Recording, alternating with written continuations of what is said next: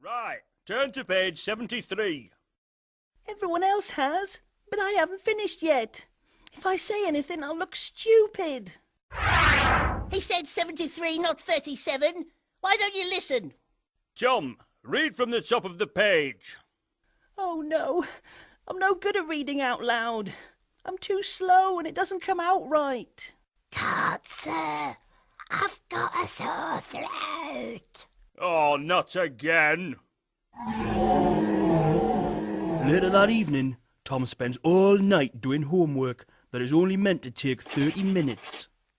No, that's not how you spell. It's so easy, even I can do it. Hey, get out of my room! Tom is left-handed, which makes him smudge the wet ink. The words are in my head, but I can't seem to get them into writing. Next morning, Tom pretends he is ill. Get up, Tom, you're late. I've brought up your porridge. Oh, I don't feel very well. You can only stay home if you have a temperature. Tom sticks a thermometer in the hot porridge. Grr, you silly boy! This could have exploded in your mouth and poisoned you. Now get to school! Yikes! At school, Mr. Teaswell is not impressed with Tom's homework. What do you call this, you lazy boy? I spent ages on that. What's the point?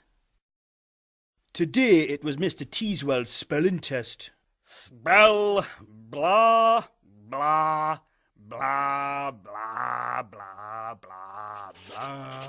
Tom copied from his friend. Everyone had to read out their scores. 18 out of 20.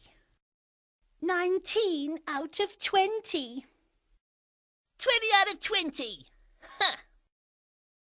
0 out of 20. I couldn't even copy and get it right.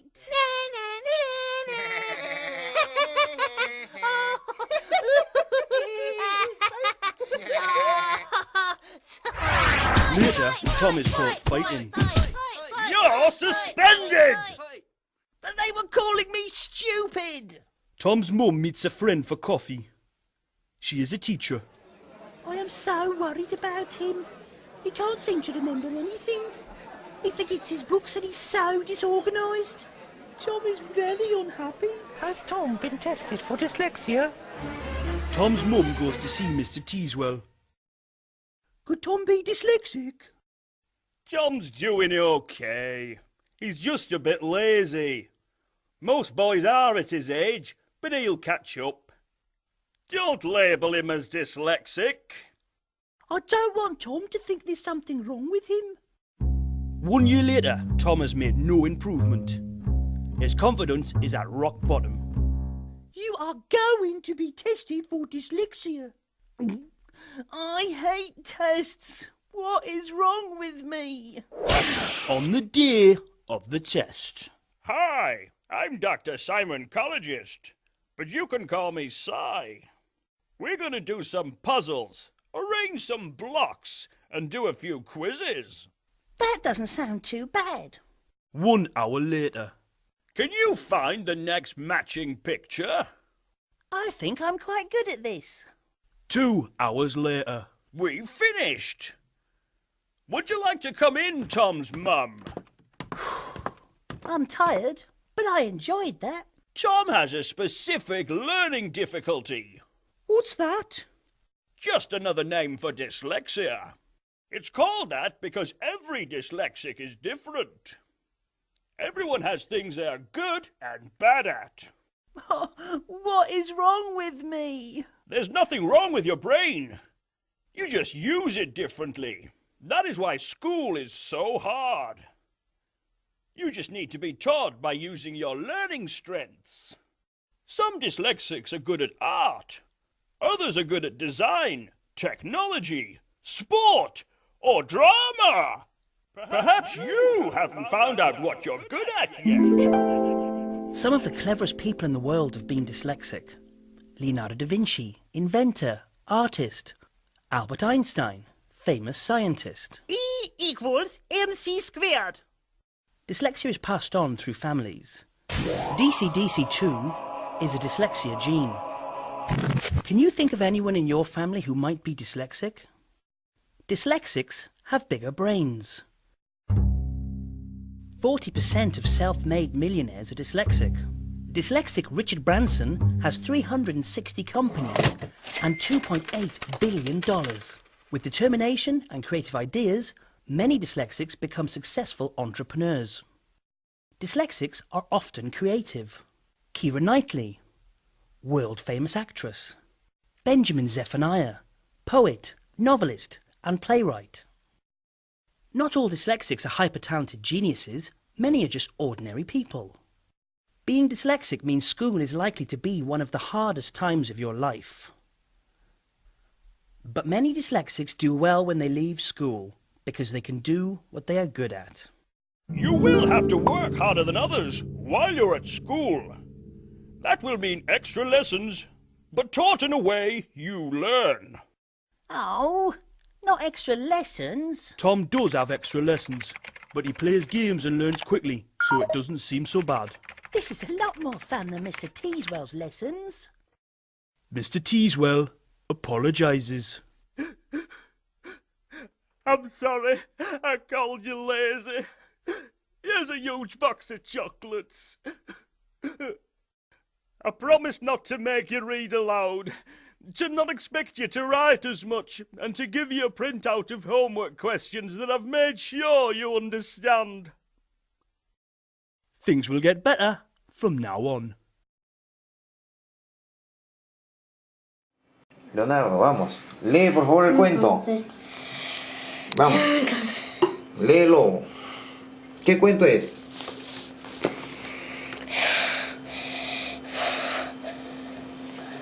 Ya, vamos. Lee, lee. No, ya no escribas. Lee, lee. Empieza. ¿De qué trata?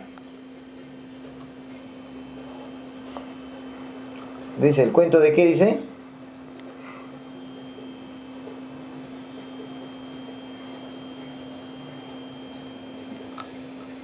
No escucho. No escucho.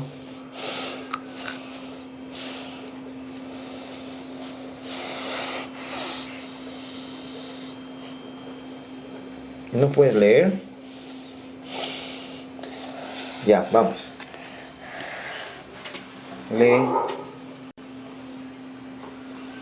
¿Tus ojos ya no dan? ¿Te cansaron? A ver, voy a tratar de leer, ¿ya? ¿Qué dice ahí? A ver, vamos a ver. Dice que el cuento del cerdito y el lobo. Había una vez que sea la bicicleta,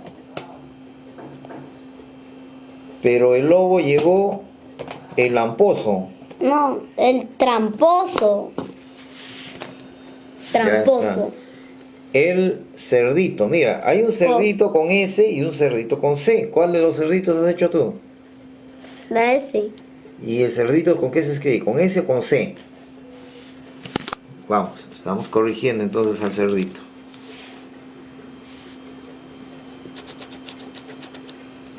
Ya está, ponle la C.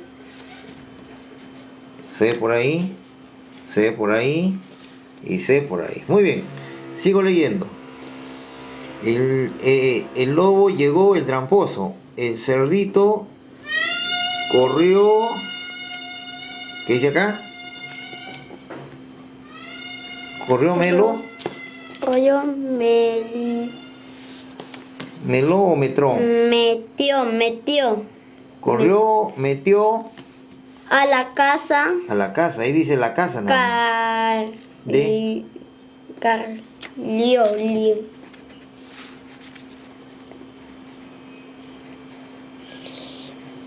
Estamos detectando dislexia.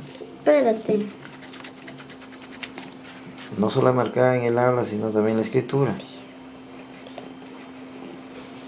Se está autocorrigiendo. Sigue. Carriolas y lobo sopló a la casa, pero de Desarmó. ¿Desarmó se dice o desarmó? Y corrió la cazadura, el lobo sopló su humo, se pareció. Tosiva.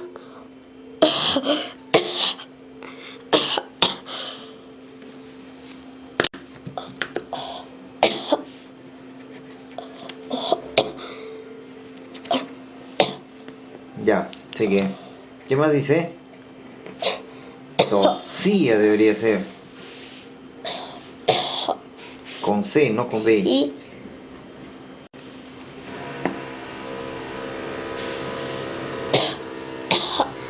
Y entró la chimenea. El cerdito rió, el lobo quemó a la cola. ¡Au! Colorín colorado, este cuento acabó el fin.